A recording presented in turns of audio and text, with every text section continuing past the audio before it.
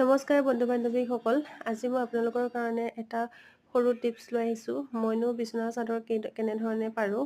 যিসকলৰ ঘৰত সৰু সৰু ল'ৰা ছোৱালী থাকে সেইসকলে মাকহঁতে এনেধৰণৰ কৰিব পাৰে। আজিকালি বাৰু অনলাইনত পায় bed cover, elastic bed cover, কিন্তু যিসকলৰ ঘৰত ইলাষ্টিক বেড কভাৰ নাই তেখেতসকলে মই কৰা ধৰণে টিপছটো কৰিব পাৰিব। এই দেখিছেনে, মই বেড কভাৰখন এটা চুকত গাঁঠি দিছোঁ। এই ধৰণে গাঁঠি ভিতৰৰ ফালে কৰি গাঁঠিটো মাৰিব লাগিব। 4টা চুকত 4টা গাঁঠি মাৰি এনেকৈ মেট্ৰেছ বা তুলি তলত সুমুৱাই দিব। আৰু ইয়াৰ ওপৰত আপোনাৰ ল'ৰা ছোৱালীয়ে যিমান জঁপিয়াই থাকিলেও কেতিয়াও বেড কভাৰখন মানে আঁতৰি নাযায়, পূৰা ফিট হৈ থাকে, ভালো লাগে।